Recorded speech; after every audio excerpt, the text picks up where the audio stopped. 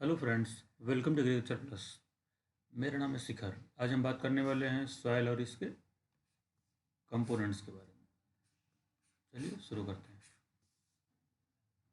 पहली स्लाइड देखते हैं अपनी। Soil.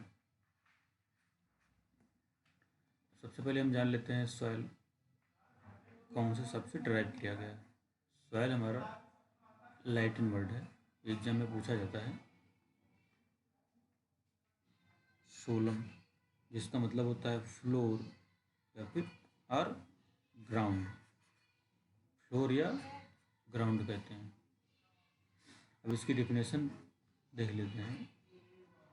Soil is a natural body. Soil एक नेचुरल बॉडी है, कंपोज्ड ऑफ किसी किससे बनी होती है। कंपोज मतलब बनी होती है inorganic and organic constituents. Inorganic मतलब हमारा जो हम फर्टिलाइजर यूज़ कर रहे हैं वो हमारा इनऑर्गेनिक हो गया। फिर आया ऑर्गेनिक। ऑर्गेनिक में हमारा ऑर्गेनिक मैटर या FOIM, इस तरह की चीज़ें हैं। ठीक है। Constitutes having a definite genesis and a distinct nature of its own is called soil.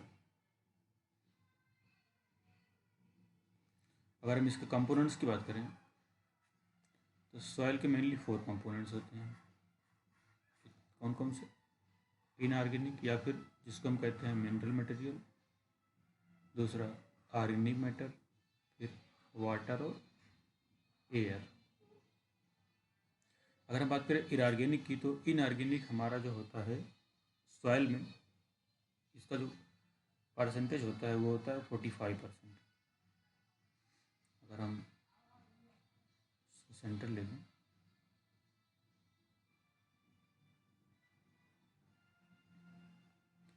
तो हमारा करीब इतना पोर्शन 45% ये हमारा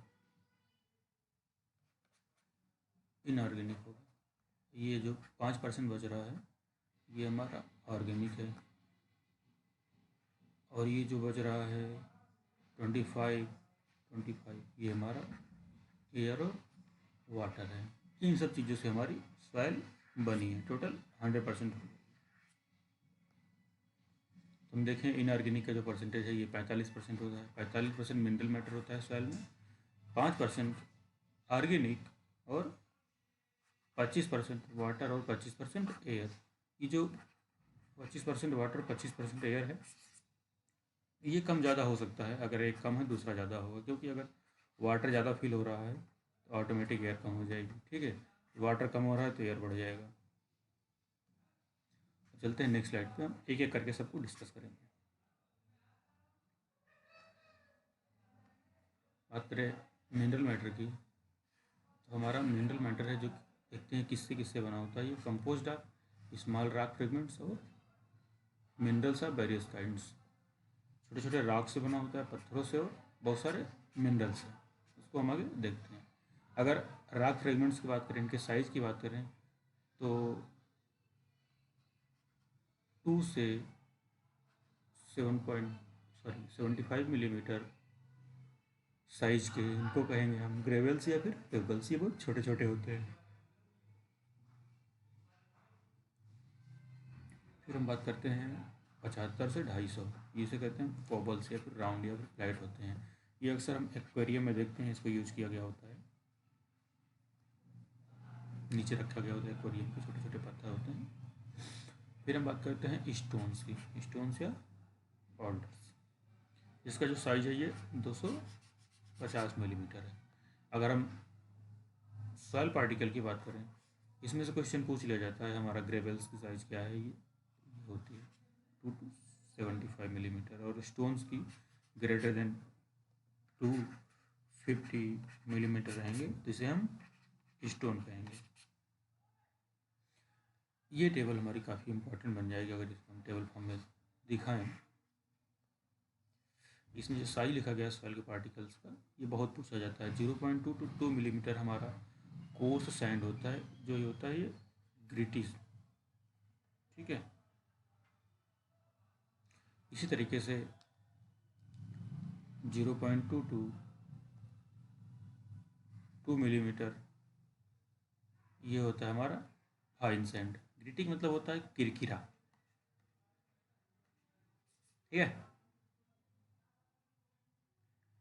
फिर हम आते हैं सिल्ट के बारे में। 0.002 से 0.02 मिलीमीटर साइज को हम सिल्ट कहते हैं। ये हमारा पाउडरी फॉर्म में होता है। फिर हम बात करते हैं क्ले को। ये लेस देन 0.002 मिलीमीटर का होता है, इसे हम क्ले कहते हैं। ये स्टिकी नेचर का होता है, मतलब ये चिपकता है। ये पाउडरी फॉर्म से भी छोटा होता है। तो ये जो क्ले का साइज है, ये एग्जाम में पूछ लिया जाता है कि क्ले पार्टिकल का साइज कितना होता है। ये होता है हमारा 0.002 मिलीमीटर। और सिल्ट का भी पूछा जाता है 0.002 से 0.02 मिलीमीटर। और नेक्स्ट स्लाइड पे चलते हैं। इसमें हम बात करते हैं अपने मिनरल्स के बारे में। जो हमारे मिनरल्स हैं, इसमें सबसे पहले हम बात करते हैं प्राइमरी मिनरल्स, जिसे हम कहते हैं original, are prominent in sand and silt fraction. ये जो प्राइमरी मिनरल्स हमारे, ये सैंड में और सिल्ट में ज़्यादा होते हैं। फिर हम बात करते हैं सेकेंडरी मिनरल्स की। ये formed dominated in clay fraction, ये क्ले फ्रैक्शन में ज़्यादा होते हैं। And in some cases the silt fraction, और कुछ केसेस में ये सिल्ट फ्रैक्शन में भी होते हैं। चलिए देखते हैं प्राइमरी मिनरल्स कौन कौन से होते हैं। ये बहुत पूछा जाता है प्राइमरी मिनरल्स और सेकेंडरी मिनरल्स के बारे में, तो हमें याद होना चाहिए हमारे प्राइमरी मिनरल्स कौन कौन से हैं। ये हमारा feldspar, quartz, mica, limestone, hornblende, augite, olivine and serpentine. फिर हम सेकेंडरी मिनरल्स की बात करें, जो 1:1 का होता है। ये इसका स्ट्रक्चर अगर बनता है इस तरीके से, तो एक हमारा सिलिका का पार्टिकल होगा, दूसरा हमारा एल्युमिनियम का पार्टिकल इस तरीके से बॉन्ड से जुड़ा होगा। ये हमारा होता है 1:1 क्ले मिनरल, इसे हम कहते हैं 1:1 क्ले मिनरल। तो इसमें 1 सिल्क एंड 1 एल्युमिनियम लेयर होता है। ये बहुत पूछा जाता है एग्जाम में कि 1:1 क्ले मिनरल कौन सा, ऑप्शन दे दिया जाता है उसमें इस तरीके के सारे में से। जो हमारा कैलोनाइट है, ये हमारा 1:1 क्ले मिनरल है। ये बहुत पूछा जाता है कैलोनाइट। फिर हेलोसाइट, फिर डिकाइट। फिर हम बात करते हैं 2:1 मिनरल की। इसमें 2 सिलिका एंड 1 एल्युमिनियम लेयर होती है। इसी तरीके से स्ट्रक्चर बनता है, लेकिन इसमें 2 सिलिका लेयर होती है, उसके बाद एक एल्युमिनियम लेयर होगी, फिर 2 सिलिका की लेयर होगी, उसके बाद एक एल्युमिनियम की लेयर होगी। इसमें हमारा जो फेमस है मोनोलाइट, वर्मिकुलाइट एंड एलाइट। कोई भी पूछ लिया जाता है 2:1 क्ले मिनरल कौन कौन सा है। एक हमारा जो सबसे पहला सेकेंडरी में 1:1 क्ले मिनरल है, वो हमारा हो गया कैलोनाइट, ठीक है, ये बहुत इंपॉर्टेंट है। फिर 2:1 की बात करें, 2:1 क्ले मिनरल में हमारा मोनोलाइट, वर्मिकुलाइट एंड इलाइट, ये तीनों इंपॉर्टेंट हैं। फिर हम बात करते हैं 2:1 या फिर 2:2। The crystal unit is composed of 2:1 unit. इसी तरीके से सेम इसका स्ट्रक्चर बना होता है जैसे ये बना है हमारा। इसमें भी 2 लेयर हमारी सिलिका की लगेगी और फिर 2 लेयर एल्युमिनियम की लगेगी, ठीक है। इसका जो एग्जाम्पल है, फेमस एग्जाम्पल क्लोराइड। ये एग्जाम में पूछा जाता है बहुत बार कि हमारा 2:2 क्ले मिनरल, या फिर इसको हम 2:1 क्ले मिनरल भी लिख सकते हैं। इसका एग्जाम्पल क्या है, तो ये है क्लोराइड। चलते हैं नेक्स्ट स्लाइड पे। फिर हमारा बात करते हैं एसेसरी मिनरल। ये कभी कभार बाई चांस एग्जाम में पूछा सकता है एसेसरी मिनरल कौन कौन से हैं। हमारा सबसे पहले आता है टर्मोलाइन, फिर topaz, apatite and rutile and एंथेस। फिर आता है एमॉर्फस मिनरल। एमॉर्फस मिनरल पूछ लिया जाता है एग्जाम में, which one is amorphous mineral. तो जो हमारा एलोफेन है, ये एग्जाम्पल इसका फेमस है। एलोफेन इज एमार्फस। ए से हमारा एमार्फस है, ए से एलोफाइट। ये तो हो गई मिनरल मैटर की बात, ठीक है। इसे हम इनऑर्गेनिक कहते हैं, इन चीज़ों से फॉर्म होते हैं। फिर हम बात करते हैं ऑर्गेनिक मैटर की। ऑर्गेनिक मैटर हमारा क्या होगा? It is accumulation of partially disintegrated and decompose plant and animal residues. ये क्या होता है? एक्यूमुलेशन होता है किसका? पार्शियली डिसइंटीग्रेटेड और डिकम्पोज प्लांट और एनिमल का, मतलब सड़े हुए, और पार्शियली मतलब आधा तिहा सड़े हुए प्लांट और एनिमल के रेसिड्यू को हम ऑर्गेनिक मैटर कहते हैं। And other organic compounds synthesised by soil microbes as they decay occurs. मतलब कि जैसे जैसे सड़ता है सॉइल माइक्रोब्स उनको ख़त्म करते हैं, वैसे वैसे हमारा और भी ऑर्गेनिक मैटर फॉर्म होता है। ये तो हो गई ऑर्गेनिक मैटर की बात। एनिमल रेसिड्यू में हमारा जितने भी एफओआईएम ये सब चीज़ें हैं ये सब आ जाएंगी। प्लांट रेसिड्यू में प्लांट का हमारा जो एक्स्ट्रा है ये सारी चीज़ें आ जाएंगी, जैसे व्हीट का एक्स्ट्रा, पैडी एक्स्ट्रा, ये सब चीज़ें आ जाएंगी इसके अंदर। जब सड़ती हैं तो ये सब ऑर्गेनिक मैटर का काम करती हैं। हम लोग आजकल बहुत सुन रहे होंगे ऑर्गेनिक फार्मिंग के बारे में, तो वो यही है। हम बात करें इनके कंटेंट की। It's content varies from 1 to 6% by wait in top soil and very less in सब सॉइल। जो ऑर्गेनिक मैटर होता है हमारा, ये जो हमारी फील्ड है, तो इसकी जो टॉप लेयर है इसी में ही ज़्यादा मात्रा में होगा। 1 से 6% तक वेरी कर सकता है। वैसे इंडिया में जो है 5% के आसपास ज़्यादा रहता है। और जैसे जैसे हम नीचे जाएंगे ऑर्गेनिक मैटर की मात्रा कम होती जाएगी, क्योंकि जो अभी हम हमारा एनिमल रेसिड्यू और प्लांट रेसिड्यू डाल रहे हैं ये ऊपर की लेयर में ही। नेक्स्ट स्लाइड पे चलते हैं।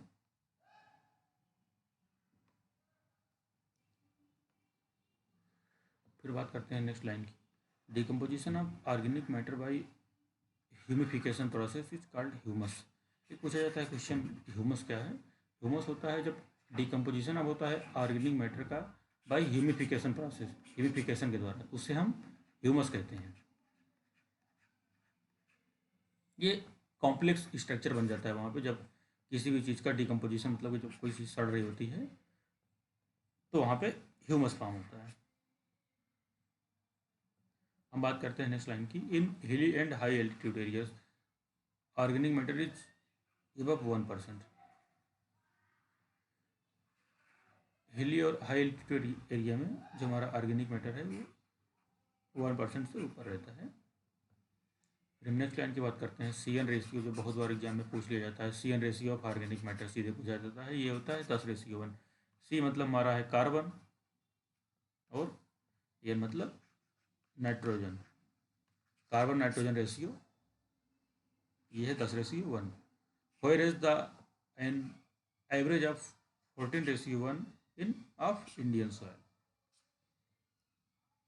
सी एन रेशियो जो नॉर्मली होता है 10:1 होता है, जबकि इंडियन सॉइल में जो हमारा सी एन रेशियो वो 14:1 होता है। मतलब कि अगर 14% हमारा कार्बन है तो 1% नाइट्रोजन।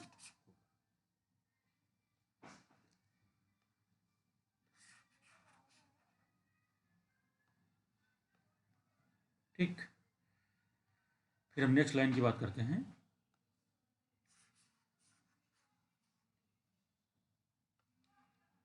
हिस्टोसाल।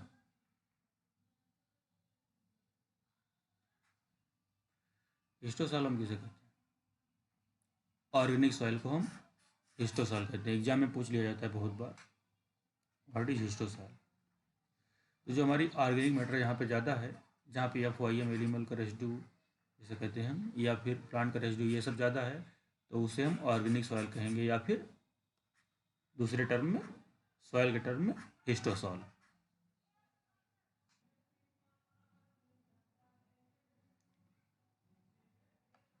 अब हम नेक्स्ट बात करते हैं सॉइल वाटर। सॉइल वाटर क्या कहता है?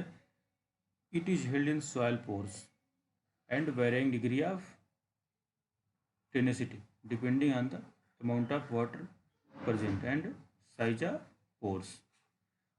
वाटर डिपेंड करता है कि हमारा साइज ऑफ पोर्स सॉइल में कितना बड़ा है कितना छोटा है, उसके हिसाब से अगर सॉइल रखा है इस तरीके से सॉइल के पार्टिकल्स हैं तो जो ये एरिया बच रहा है हमारा ये पोर स्पेस है। तो जितना पोर स्पेस बड़ा होगा उतना ज़्यादा वाटर होगा सॉइल में। ठीक है, फिर नेक्स्ट स्लाइड पे चलते हैं, सॉइल एयर की बात करते हैं। The content and composition of soil air is determined largely by the water content of the soil. ठीक है, ये क्या कह रहा है कि जो सॉइल एयर का कंटेंट है वो सॉइल वाटर पे डिपेंड करता है।